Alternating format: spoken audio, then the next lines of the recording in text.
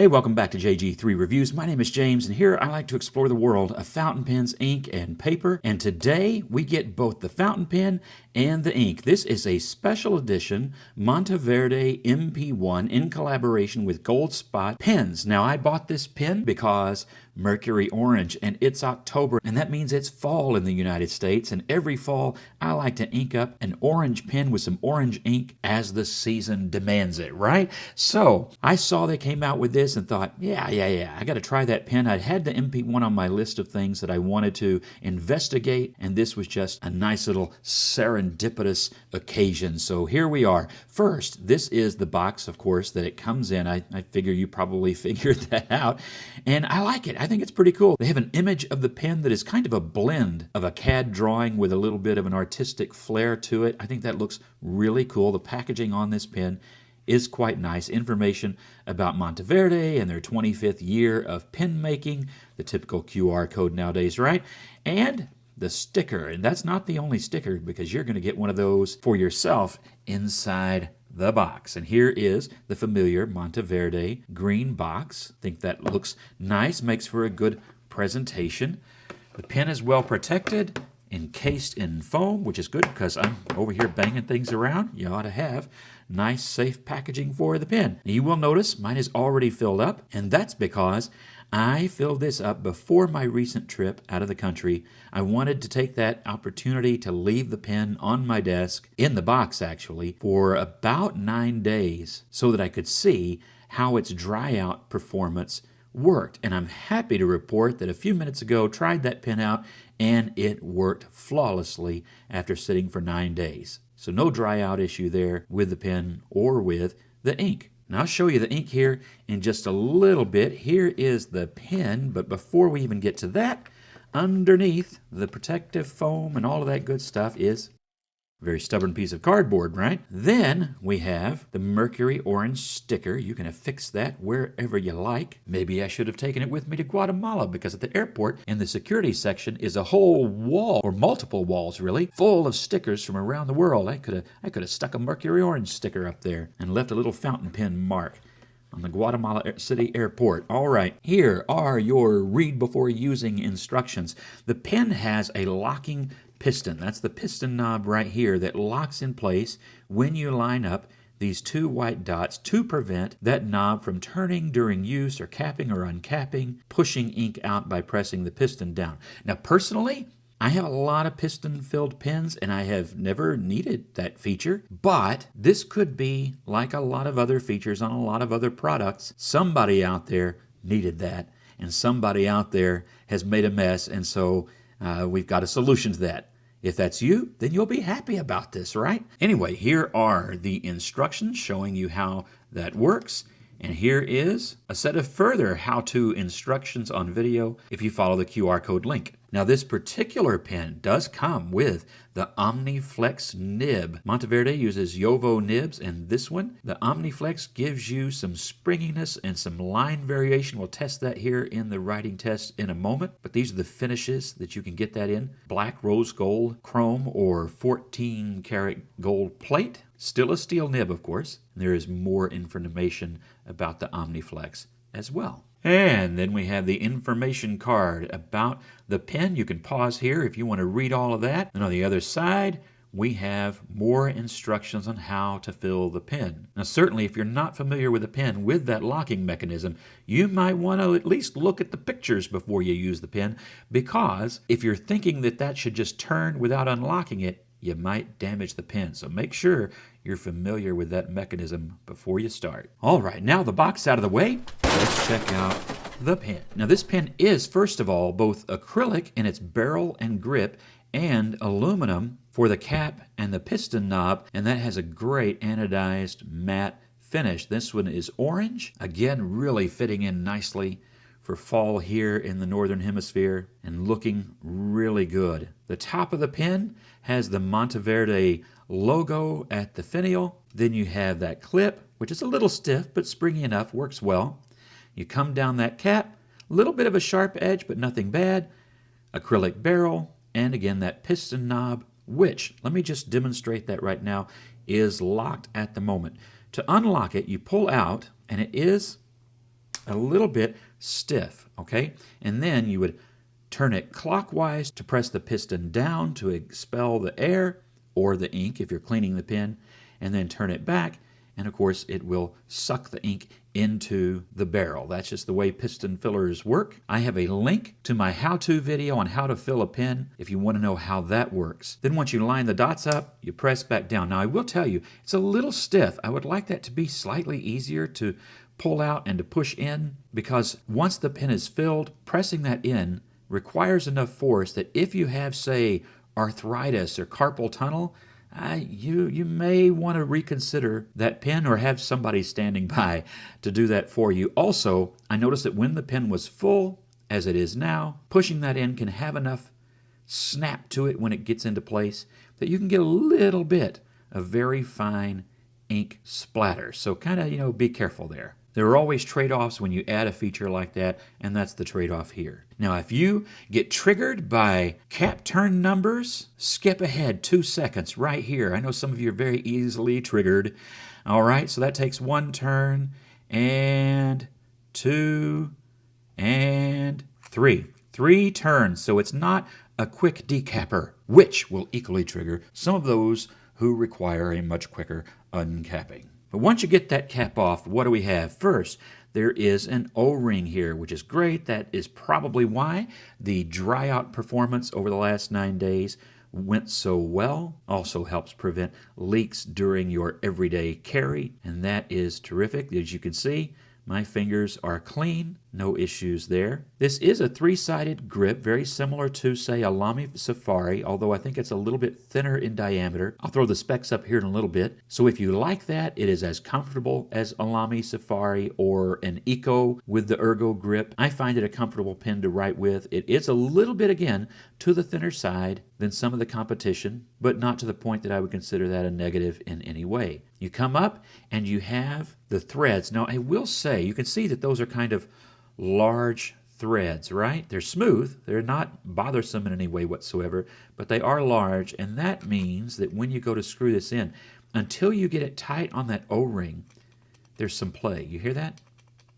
There's a little bit of play. So just be aware when you go to put that on, it's not as tight as some other pens' threads, and so you're going to feel like, oh, that's not going to work very well. But with the O-ring there, it does function just fine. As you can see, I got a really good fill on the first attempt. Now, I filled this pen, I wrote with it some, but this is definitely like 98% of the ink that I put into the pen before I left on my trip. So you can see that the ink capacity was really quite good. Now, I don't remember if I did that in 1 pump or 2 of the piston, but it wasn't any more than that. I would call that really, really good effective filling. Now, as we look over the nib, again, this is the Omniflex nib, and that's why you have those cut shoulders. Has very nice scrolling. The nib size Omni is very easy to read, although it's so recognizable. On this one, maybe you don't even need it to say that, but I always like when they do. Again, Jowo makes their nibs, and they do a good job. There are also other nib sizes, which I will list in the specs here to the left. And then, of course, you have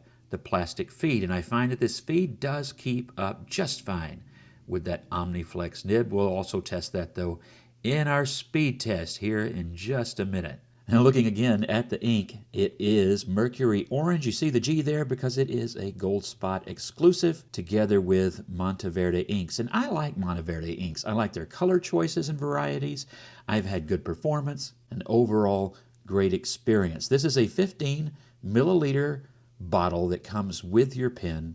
I'm making this video in the fall of 2025 here in the US. I have no idea when you're going to watch it, so it may already be gone by the time that you've caught this. If it is, a brighter orange that I really like of theirs is the Mandarin Orange. That is also a great color from Monteverde. You can find a review of that ink here on the channel. Here is what the ink looks like on Tomoe River paper. This is the old school Tomoe, and you can see in these 3 swatches that there is some nice shading possible with the ink. You can see that again here as I tested that Omniflex nib and in the writing here above. I had a twitch in my hand right as I went to write the N and just blew up the word orange, so I had to do that twice. But you can see there's some nice shading variation going on with this ink. All right, for our size comparison today, we have, of course, the MP1. Then I have the TWSBI Eco. These two pens are really close in competition to each other.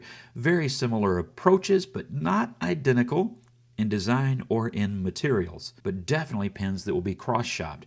And then I also wanted to include the TWSBI 580, this one in the Prussian blue, and then I have the Lamy All-Star there, strictly for size comparison and familiarity. Now let's talk about price for a second before we get further into our size comparison. The TWSBI Eco currently goes for $37 on Goldspot, and the TWSBI 580, which also has some aluminum parts and is a piston filler, a little bit more premium than these other two pens, goes for $73. So quite a range between the Eco and the TWSBI 580. Basically, you're doubling in price. Now again, there's some more premium materials. There's that diamond faceted design to the barrel, very easily interchangeable nib units, all on the 580 that are features that the Eco does not share. Both of them excellent pens. I really like both of them. Highly recommend either one. How does this pen fit with these pens? Exactly in the middle price-wise. Feature-wise, I'm going to say it's closer to the Eco. You do have the anodized aluminum cap and piston knob, which makes it more like the 580, so maybe you can justify a price that's somewhere in between. So this is $52. In its standard form, $63 in this special edition with the 15 milliliter bottle of ink. But after that deal is gone, and you're just back to the normal MP1s, about $52. So it's really right in the middle in either of those formats between the two TWSBIs. And whether or not that is justified, that higher price over the Eco, or whether you see it as a nice compromise in between the two is going to be entirely personal, but I want you to have that information. You can see they're all about the same size on the outside, but when we uncap them, we're going to find some differences. And here are those pens end to end, unposted and uncapped, and you find that they're all fairly close in size. There's not a great deal of difference in the length of these pens when you actually go to write with them. The difference is going to be in the grip sections. Both the MP1 and of course the Lamy have the three-sided ergo grip.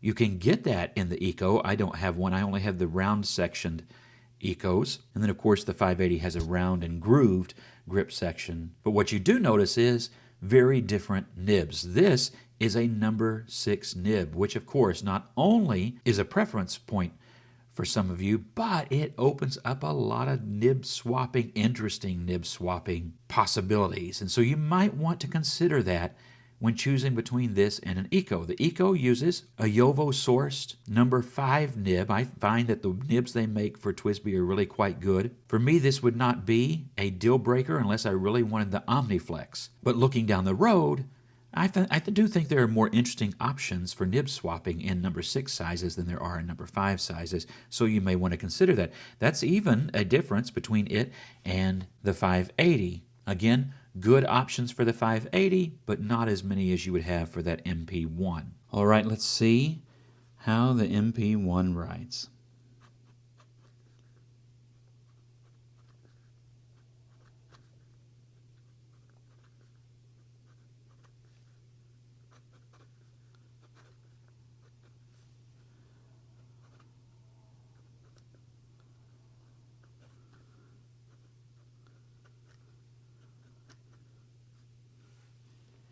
That writes really well. You did notice there was a little bit of a skip there. I think that's just because I had it uncapped so long while yapping during the size comparison. I've had no issues in regular writing with the pen at all before or after my trip.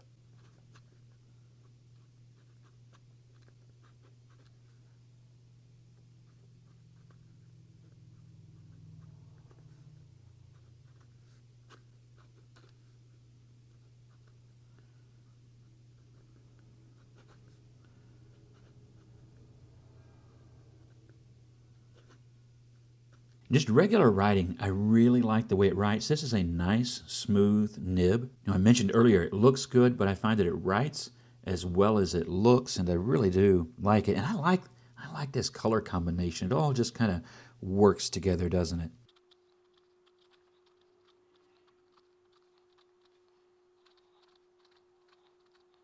Nice springiness to the nib. I'm not trying anything on line variation yet. This is all just, my normal writing, and I like it. It's good. And I like a trifold grip here. I like that, the ergonomics of it, and keeping the nib in the right spot. For me, with my grip, it works well. Again, preferences vary, grips vary. Let's try some line variation here. I'm going to give it just moderate pressure. Yeah, it's nice and wide without even really trying hard. No problem there whatsoever. So this is zero pressure. This is light pressure.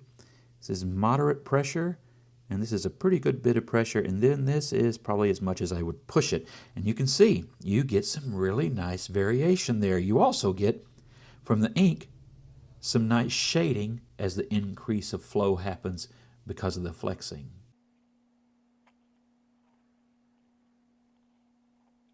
A little shaky today, so writing slow is a little bit weird there. I don't know what, we'll just call that Halloween related, right? I don't know what was going on there. A little over caffeinated, I think, this morning. You can see you get some nice flex out of that nib. Now, it's not like the flexiest of flexes. I have a couple of the Ultraflex nibs from FPR. They're a little springier than this, but it's not bad at all, and I bet you, as you break the nib in, you get more.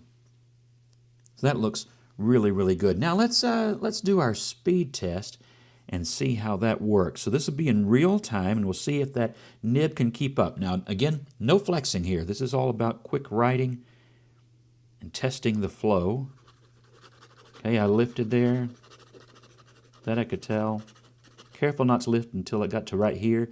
Right in here, there were no lifts, and I don't see any issues. Gets nice and thin there, but I know that was a lift, and that was a lift, and that was a lift. Let's do this. Yeah, no, I think that was just me.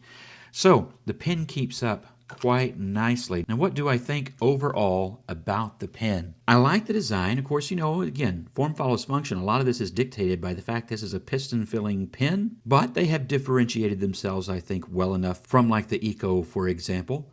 I think the pen looks good. I forgot to mention it does have etched on it Monteverde MP1, and this is number 13 in the series. So that is on this special edition as well. Anywho, I like the pen. It writes comfortably. It writes well. It's smooth. I found it to fill quite easily and get a nice, generous ink fill out of just that first attempt. The other day, it really should have hit record on that, shouldn't I, so that you could have seen it, but it worked well. I like that it comes in a number 6 nib.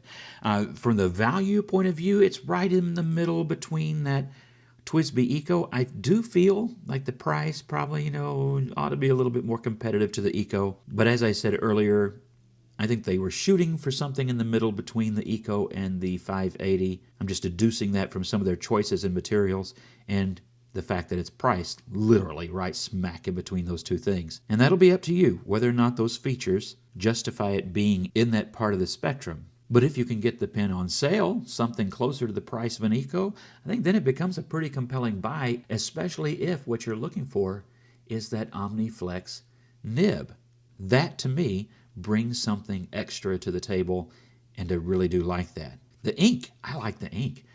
I like a dark orange. I think it's perfect for fall in the shading and the color that they went with, and I definitely like that. So if you like both things, the pen and the ink, maybe you want to check that out while you still can. But what do you think? Is the MP1 compelling competition to pens like the Eco? Is a piston filler the kind of pen that you like to rock in your EDC? And what's your favorite fall color? It might be an orange, it might be something else entirely, browns, oranges, even some gold inks. I like all of those this time of year, along with some dark greens. What about you? What is your favorite fall color, if it is fall where you are? And if you're in part of the world where it's not even fall, or if you're watching this in a different time of year, what's your favorite seasonal ink and favorite season of the year? With all of that, if you've liked the video, please like, share, and subscribe. And God bless you. And I hope you have an absolutely wonderful day.